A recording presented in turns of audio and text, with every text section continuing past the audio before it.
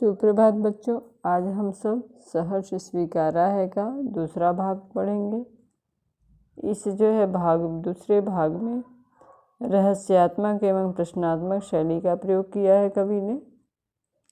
वास्तव में कवि इन पंक्तियों में अपने संबंध को अदृश्य शक्ति, वो शक्ति माँ भी हो सकती है, पत्नी भी हो सकती है, प्रेमिका भी हो सकती है, ईश्वर भी हो सकता है।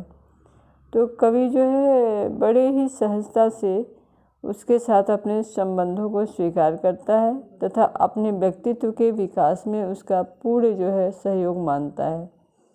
इन पंक्तियों के माध्यम से कवि अपने प्रिय से स्वयं के संबंध को व्याख्यायित किया है या बताया है। तो आइए हम सब इस पंक्तियों को पढ़ते हैं। जाने क्या रिश्ता है, जाने क्या नाता है, जितना भी उड़ेलता हूँ भर भर फिर आता है। जाने क्या रिश्ता है में प्रश्न अलंकार है। दिल में क्या झरना है, मीठे पानी का सोता है। सोता का अर्थ झरना से है, और भर भर आप ऊपर देखिए पुनरुक्त प्रकाश अलंकार है। और नाता का अर्थ संबंध है। रिश्ता का अर्थ होता है एक संबंध। उड़ेलता हूँ उसका अर्थ होता है दान करता हूँ या फेंकता हूँ या खाली करता हूँ। फिर नीचे की पंक्तियों में देखिए, भीतर व ऊपर तुम मुस्कुराता चांद ज्यों धरती पर रात भर। ज्यों शब्द का प्रयोग आया है, यहाँ उत्प्रेक्षा अलंकार है। मुझ पर त्यों तुम्हारा ही खिलता वह चेहरा है। तो बच्चों आइए हम इसकी व्याख्या को समझते हैं। जाने क्या रिश्ता है, जाने क्या नाता है, जितना भी उड़ेलता हूँ भर भर फिर आता है।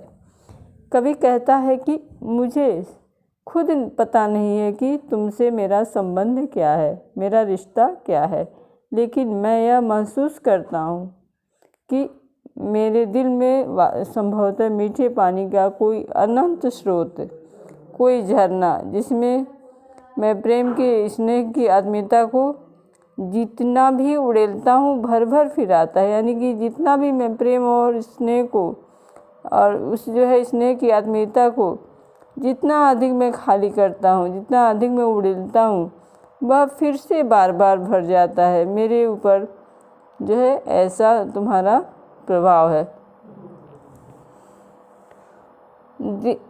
भीतर व ऊपर तुम मुस्कुराता चांद जो धरती पर रात भर, मुझ पर त्यों तुम्हारा ही खिलता हुआ चेहरा है।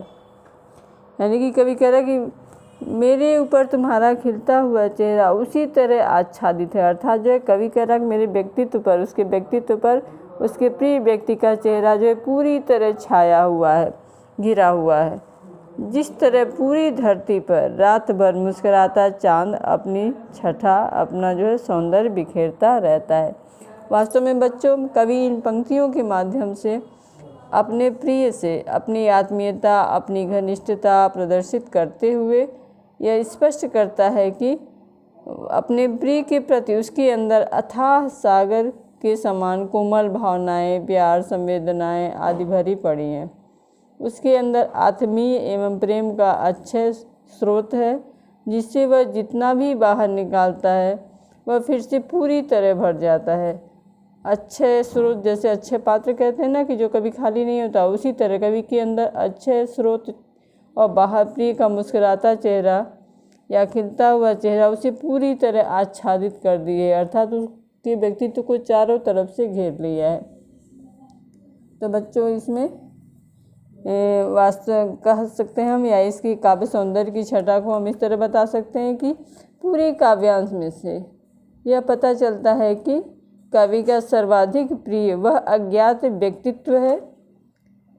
यह उसकी प्रेयसी भी हो सकती है, मैंने पहले भी बताया, माँ भी हो सकती है, ईश्वर भी हो सकता है, लेकिन वास्तव में यह कौन है, कविता में इसका रहस्य बना हुआ है।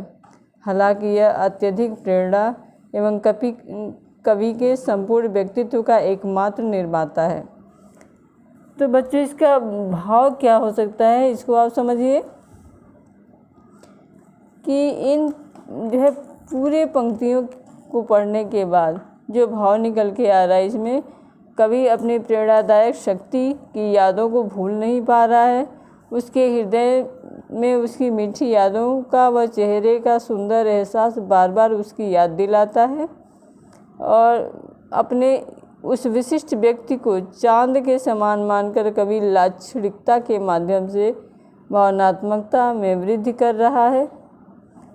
आइए हम इसके कला पक्ष को देखते हैं।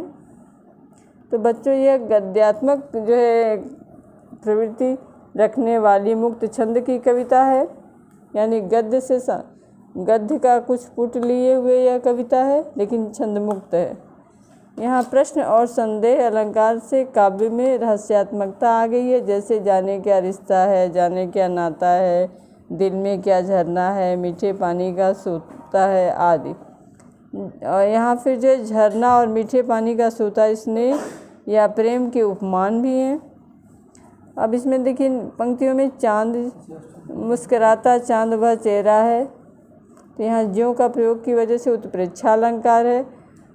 भर भर फिर से पुनरुक्त प्रकाश एवं अनुप्रास अलंकार।